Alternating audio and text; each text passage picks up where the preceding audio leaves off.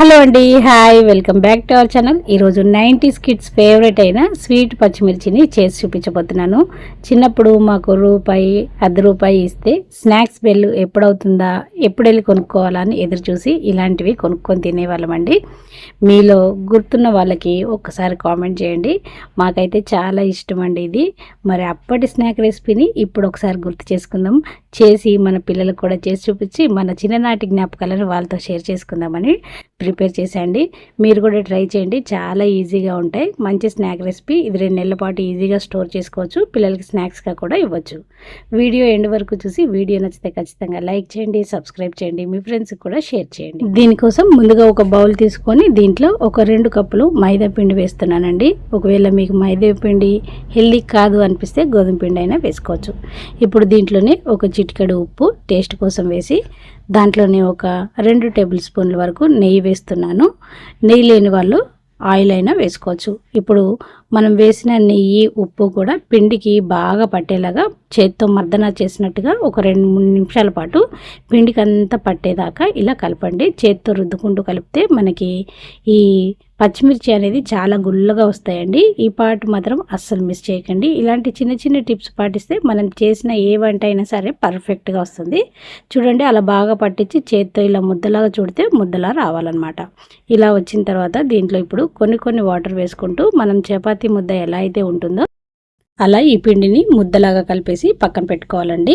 Water ఒకేసారి వేయకుండా కొద్దిగా వేసుకుంటూ వీడియోలో చూపిస్తున్న విధంగా పిండి అనేది ఇలా ఉండాలి.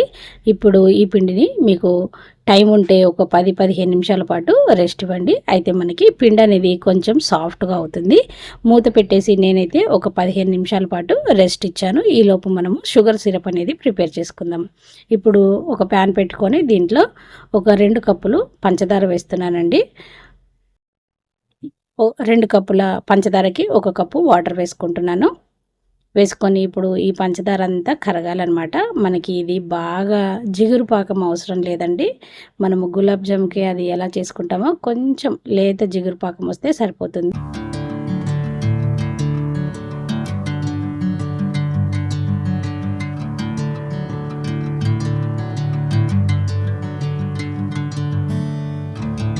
చూసారా, పంచదార అంతా కరిగిపోయిందండి. ఇప్పుడు బాగా మరుగుతుంది. ఇప్పుడు ఈ టైంలో ఒక టేబుల్ స్పూన్ వరకు ఇలాచి పౌడర్ వేయండి.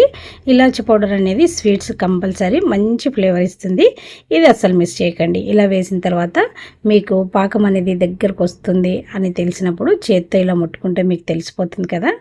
ఇలా చేత్తో ముట్టుకుంటే మనకి లేత జిగురు పాకం అనేది వస్తుంది. చూడండి, కొంచెం సాగితే సరిపోతుంది. ఇలా సాగింది అంటే మనకి పాకం అనేది రెడీ అయిపోయినట్టే. ఈ టైంలో ఒక హాఫ్ చెక్క వరకు నిమ్మకాయని పిండుకుందామండి. ఇలా నిమ్మకాయ పిండడం వల్ల మనకి ఈ పాకం అనేది చిక్కబడకుండా ఉంటుంది. మనం ఎంతసేపు పక్కన పెట్టినా సరే మనం ఏ విధంగా అయితే పాకాన్ని స్టవ్ కట్టేసి ఉంచుకుంటామో అదే విధంగా ఉంటుందన్నమాట, చిక్కబడకుండా ఉంటుంది. ఇదొక టిప్ అండి. ఇలా పాకం ప్రిపేర్ చేసుకొని ఇప్పుడు ఈ పాకాన్ని పక్కన పెట్టేసేయండి. ఈలోపు మనకి పిండి అనేది చక్కగా నానిపోయి ఉంటుంది. చూడండి, ఇలా వేలు పెట్టగానే లోపలికి వెళ్ళిపోయింది అంటే మెత్తగా పిండి అనేది నానింది. ఇప్పుడు దీన్ని చేత్తోనే ఒక 2-3 నిమిషాల పాటు మర్దన చేసుకోండి. ఇలా మర్దన చేసుకున్న తర్వాత ఈ పిండిని 2 భాగాలుగా విడదీసుకోండి.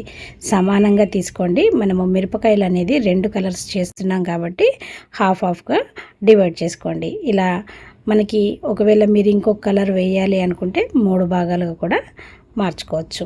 నేనైతే 2 కలర్స్ వేస్తున్నానండి కాబట్టి 2 ముద్దలుగా ప్రిపేర్ చేసుకున్నా. ఇప్పుడు ఒక పిండి ముద్దలో నేను రెడ్ కలర్ వేస్తున్నానండి. ఇంకో పిండి ముద్దలో గ్రీన్ కలర్ కూడా వేసుకుంటున్నాను. ఒకవేళ మీకు ఈ ఫుడ్ కలర్ మంచిది కాదు, హెల్త్కి మేము వేయము అనుకున్న వాళ్ళు గ్రీన్ కలర్గా పాలకూరని మంచిగా వేడి నీళ్ళలో ఒక 2 నిమిషాలు ఉడకబెట్టి మిక్సీ పట్టేసి ఆ పేస్ట్ని ఈ గ్రీన్ కలర్గా వాడుకోవచ్చు. అలాగే మీరు రెడ్ కలర్గా క్యారెట్ కానీ టమాటా కానీ మిక్సీ పట్టేసుకొని దాన్ని కూడా మీరు యూజ్ చేయొచ్చండి. కాకపోతే న్యాచురల్గా కనపడాలంటే ఫుడ్ కలర్ అప్పుడప్పుడు కొంచెం మోతాదులో వాడుకోవచ్చు. మనకి కళ్ళకి చక్కగా కనపడాలంటే హెల్దీ నచ్చవు కదా, ఇలాంటివే నచ్చుతూ ఉంటాయి. కానీ అప్పుడప్పుడు టేస్ట్ చేయడం కోసం తప్పదు. మరి నేనైతే ఇలా 2 కలర్స్ తీసుకొని చక్కగా పిండికి అంతా పట్టేలాగా కలిపేసుకుంటున్నాను. పిండి సరిగ్గా కలపకపోయినా మధ్య మధ్యలో తెల్లగా కనపడుతుంది కాబట్టి కలర్ అనేది చక్కగా పట్టేలాగా ఇలా కలిపేసుకోండి. ఇప్పుడు పిండి అంతా కలిపిన తర్వాత ఇలా చిన్న ముద్దలాగా చేతిలో తీసుకొని మనం పొడవుగా పచ్చిమిర్చి మాదిరిగా దీన్ని ఒత్తుకోవాలండి. చూడండి ఎలా వచ్చేసిందో. చేతితో కొంచెం మీరు అటు సైడ్ ఇటు సైడ్ ఒక్కసారి లాగారంటే కొంచెం సన్నగా కూడా వస్తుంది. ఇదే విధంగా మిగతా పిండినంతా కూడా చిన్న చిన్న ఉండలుగా తీసుకొని మన అరచేతిలో వేసి ఇలా ప్రెస్ చేస్తే చాలు, పొడవుగా వస్తుంది. అప్పుడు అటు సైడు ఇటు సైడు పట్టుకొని కొంచెం లాగినట్టుగా చేస్తే కాస్త సన్నగా కూడా వస్తుంది. వీటిని మరీ లావుగా చేయకండి, మనకి ఫ్రై అయినప్పుడు అంత క్రిస్పీగా రావన్నమాట. లోపలంతా పిండి ఉడకనట్టుగా ఉంటుంది కాబట్టి కాస్త సన్నగా ఉండేలాగానే చేసుకోండి. చూడండి నేను గ్రీన్ కలర్ మొత్తం చేసేసుకున్నాను. అచ్చంగా మిర్చి ఉన్నట్టే ఉంది కదండి. ఇలా కొంచెం సన్నగా ఉండేలాగా చేసుకోండి. ఇప్పుడు ఆయిల్ అనేది బాగా హీట్ అయిన తర్వాత మీడియం ఫ్లేమ్ మీద పెట్టి మనం చేసుకున్న మిరపకాయలని ఒక్కొక్కటిగా వేసేసుకోండి. ఇవి ఫ్రై అవ్వడానికి ఎక్కువ టైం పట్టదండి. మనము వేసినప్పుడు హై ఫ్లేమ్ పెట్టి ఫ్రై చేస్తున్నప్పుడు మీడియం ఫ్లేమ్ మీద మంచిగా లోపల వరకు క్రిస్పీగా అయ్యే వరకు ఫ్రై చేయండి. మనకి పైన అనేది కలర్ వస్తే లోపల అనేది అంత క్రిస్పీనెస్ రాదు కాబట్టి మీడియం ఫ్లేమ్ మీద ఫ్రై చేయడానికి ట్రై చేయండి. అలా అయితేనే ఇవి పర్ఫెక్ట్గా వస్తాయన్నమాట. మనకి తింటున్నప్పుడు అలా సౌండ్ వస్తూ ఉంటే బాగుంటుంది కదా. చూడండి కలర్ అనేది ఎలా మారిపోయినాయో. ఇంకా ఒక 2-3 నిమిషాలు మనం ఫ్రై చేసామంటే పైనంతా కొంచెం రెడ్డిష్ కలర్ లాగా వస్తుంది. చూడండి ఇప్పుడు కలర్ మారిపోయాయి అంటే ఇవి పర్ఫెక్ట్గా ఫ్రై అయినట్టే. మనము గరిటెతో ఇలా అంటే సౌండ్ రావాలండి. అప్పుడు మనకి ఎన్ని రోజులు ఉంచుకున్నా క్రిస్పీగా ఉంటాయి. లేకపోతే పైనంతా క్రిస్పీగా ఉండి లోపలంతా పిండి పిండిగా ఉంటుంది. కాబట్టి ఫ్రై చేసినప్పుడు ఒక్క 2 నిమిషాలు ఎక్కువసేపు ఫ్రై చేయండి.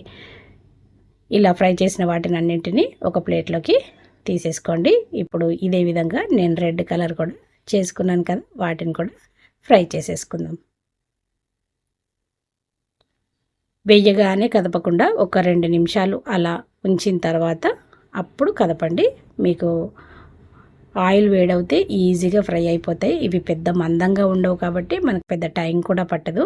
ఇవి ఒకసారి మనం ఇలా స్టోర్ చేసి పెట్టుకుంటే పిల్లలు స్కూల్ నుంచి రాగానే లేదంటే వాళ్ళకి స్నాక్స్ బాక్స్లో కొంచెం డిఫరెంట్గా ఏవైనా పెట్టాలి అన్నప్పుడు ఇలా ప్రిపేర్ చేసి పెట్టండి. ఇలా 2 మనము ప్రిపేర్ చేసుకున్న తర్వాత ముందుగానే ప్రిపేర్ చేసుకున్నటువంటి షుగర్ సిరప్లో వీటిని వేసేసుకుందామండి.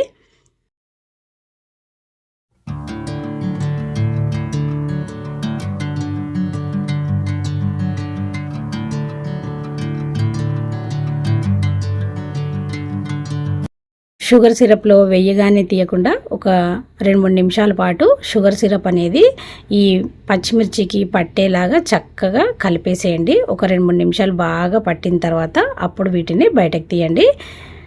మనకి అప్పుడు కానీ స్వీట్ పర్ఫెక్ట్గా సెట్ అవుతుంది. ఇలా వేయగానే తీస్తే అక్కడక్కడ చప్పగా ఉంటుంది, మనకు ఆ స్వీట్నెస్ అనేది రాదనమాట. మీకు పంచదార ఇష్టం లేకపోతే బెల్లంతో అయినా చేసుకోవచ్చు. కాకపోతే మనకి న్యాచురల్ లుక్ మనం తిన్న మిర్చిలాగా ఉండాలంటే మనము ఖచ్చితంగా పంచదార వాడాల్సిందే. ఇలా వేసిన తర్వాత నేను ఒక 5 నిమిషాల పాటు సుమారు చక్కగా డిప్ చేసి షుగర్ సిరప్లో ఇలా ఒక ప్లేట్లోకి తీసేసుకుంటున్నా అండి. ప్రిపేర్ చేసిన పచ్చిమిర్చి అంతా ఇలా తీసుకున్న తర్వాత ఇప్పుడు వీటిని వెంటనే డబ్బాలో వేసి స్టోర్ చేయకుండా ఒక ½ అన్ అవర్ 1 అవర్ పాటు అలా వదిలేసేయండి. అప్పుడు మనం వేసిన షుగర్ సిరప్ అంతా చక్కగా పడుతుంది. చూసారా ఎంత గట్టిగా అయిపోయిందో. ఇప్పుడు మనకి చేతికి తడి తడిగా జిగురుగా అంటుకోకుండా ఉంటాయన్నమాట. ఇలాంటి టైంలో మనము ఏదైనా ఎయిర్ టైట్ బాక్స్లో వేసి స్టోర్ చేసుకుంటే మనకి 2-3 నెలల పాటు నిల్వ ఉంటాయి. చూసారా ఎంత గుల్లగా వచ్చినాయో. మనము ఇలా గుల్లగా రావాలంటే ఫ్రై చేసినప్పుడు కంపల్సరీ మీడియం ఫ్లేమ్ మీద ఫ్రై చేయాలి. అంతే అండి, సింపుల్గా స్వీట్ పచ్చిమిర్చి అనేది రెడీ అయిపోయింది. మరి ఇంకెందుకు ఆలస్యం, మీరు కూడా ట్రై చేసి మీ పిల్లలకి ఈ స్వీట్ పచ్చిమిర్చి టేస్ట్ అనేది చూపించండి. మన చిన్ననాటి జ్ఞాపకాలని ఒక్కసారి షేర్ చేసుకోండి. ఈ రెసిపీ నచ్చితే ఖచ్చితంగా లైక్ చేయండి, సబ్స్క్రైబ్ చేయండి, మీ ఫ్రెండ్స్కి షేర్ చేసి ఇలాంటి మంచి మంచి వీడియోస్ కోసం మన ఛానల్ని సబ్స్క్రైబ్ చేయండి. థ్యాంక్ యూ అండి. Thank you for watching.